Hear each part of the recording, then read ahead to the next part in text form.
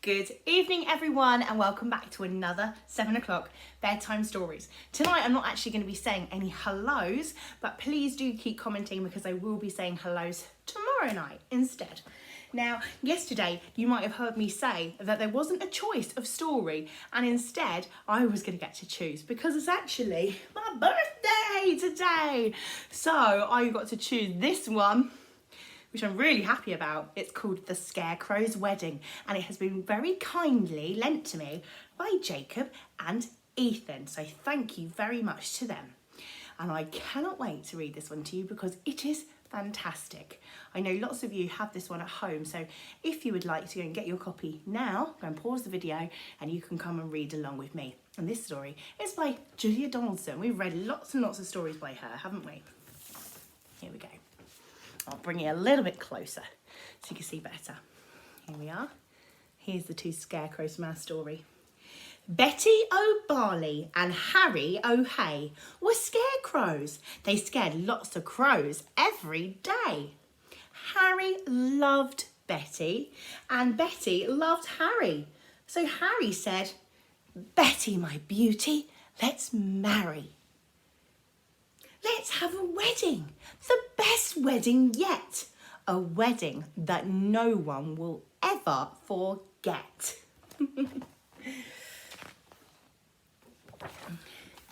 Betty agreed, so they hugged and they kissed. Then Betty said, "Harry dear, let's make a list." Because ladies like making lists. I know I'm one of those ladies. A dress of white feathers. A necklace of shells. Oh, she's going to look beautiful with all this. Lots of pink flowers. 2 rings and some bells.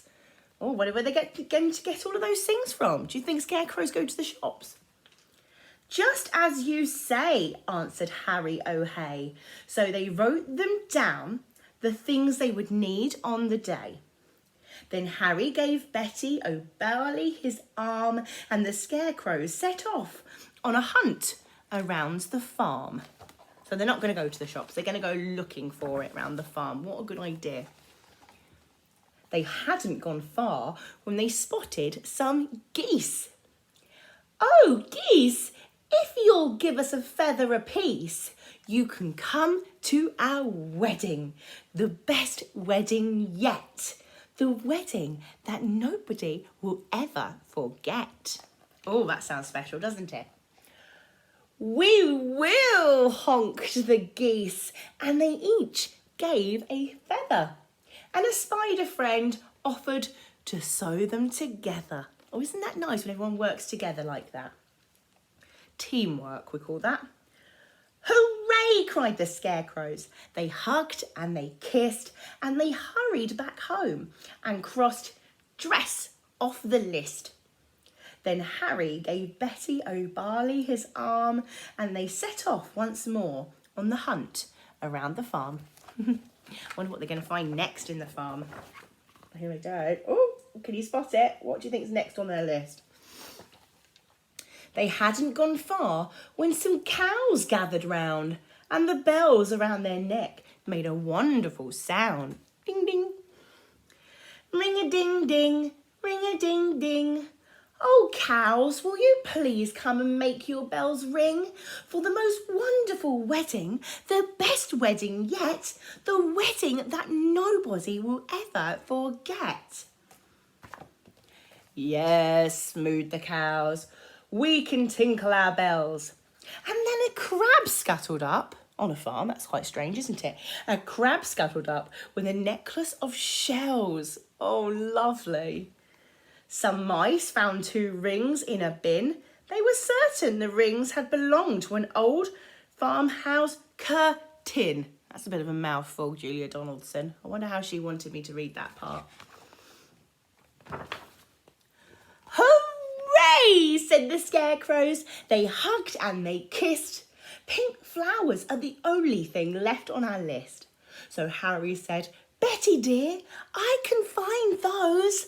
Why don't I pick some while you have a doze?" That means sleep. "Pink flowers, pink flowers." buzzed a big stripy bee. I can find you a field of pink flowers. Follow me, he said. Oh, look. He followed them and look where he's taking them. What a beautiful place. Right near the sea, there's a lighthouse and bunnies. Oh, that looks like a nice place to be. So the bee led the way and they travelled for hours till they came to a field full of pretty pink flowers. Harry stood thinking, I won't pick them yet because I need to find water to keep the stalks wet. Oh, he's very clever, Scarecrow, isn't he? Just follow me, croaked a lumpy old toad. There's a lovely wet pool at the top of this road. Here's the toad. They climbed up the road and it was terribly steep. That means it goes like this. Ooh, it's hard to climb. I'm tired, said the toad. So they stopped for a sleep. Oh, look. Can you see the nocturnal animals in this page? Got the owl, like our owl baby story, and a little bat, probably using his echolocation to find his food. If you don't know what that means, maybe you can Google it. And they're cuddling up together to have a nice sleep. Early next morning, they came to the pool. This water, said Harry, is beautifully cool. But now I need something to carry it in. A jug or a vase or a cup. Oh, sorry, you can even see that, could you? Or a cup or a tin. Where's he going to get those from? Is he going to go to the shop now, I wonder? I think I can help, said a small, squirrely snail. I can show you the way to a very fine pail. That means like something to collect your water in. So the snail and the scarecrow set off on their way. But the snail was so slow. Ooh, you can imagine how slow a snail goes. It took more than a day. But look what he's found. Oh, a tin. I wonder if that's going to be the tin he collects. Betty was worried. What's happened to Harry? Where is this scarecrow that I'm planning to marry? She said. Oh dear, she does look very worried, doesn't she? The farmer came by with a frown on his face. And he made a new scarecrow to take Harry's place. Oh, look. Doesn't look like Harry, actually. Looks a bit like Johnny Depp, if you know who that is. Good day, said the scarecrow. I'm Reginald Rake. And he took Betty's hand and he gave it a shake. Oh, look. Betty does not look very keen on Reginald Rake. Together, he told her, we make a fine pair. You're really quite pretty, apart from your hair. Rude. Then he jumped in the tractor and told her, hop in. I'm a really fast driver. Let's go for a spin. But Betty said, no, I must wait here for Harry. He is the scarecrow that I'm going to marry. We're planning our wedding. It's going to be the best wedding yet. The wedding that nobody will ever forget. Reginald laughed. You'll be waiting forever. Forget about Harry. I bet he's not clever. We know that he is quite clever, actually. Oh, scratchy nose, sorry. I must be the cleverest scarecrow alive. I can sing lots of songs, I can dance and I can drive.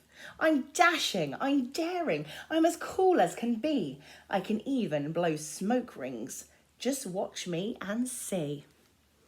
Ooh, and he took out a big fat cigar, like a giant cigarette, from a packet the farmer had foolishly left in his jacket. Oh, but smoking is bad for you, Betty exclaimed. you ought to be feeling ashamed. Oh dear, that's why you don't smoke. It makes you cough like that. Don't be a fusspot, said Reginald Rake. My smoke rings are staggering. Make no mistake. He struck up a light and he started to smoke, but straight away started to splutter and choke. What happened next was completely unplanned. The lighted cigar fell out of his hand. Oh no, this is the sad part, guys. Brace yourselves. Oh no. It fell to the ground and it started a fire. Oh my goodness me, I can't stop scratching my nose because of my hay fever.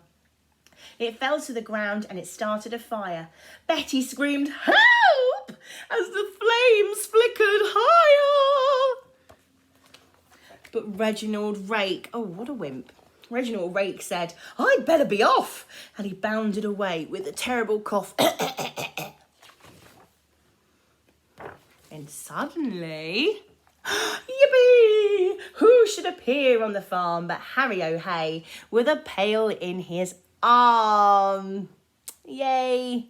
Oh look, I've just noticed he doesn't have any feet. I wonder how he's managing to run around. "Betty!" cried Harry, "my own future wife." And he poured on the water and he saved Betty's life. Oh, look at Betty. She's so happy to see him. Oh, look at this beautiful page in the story.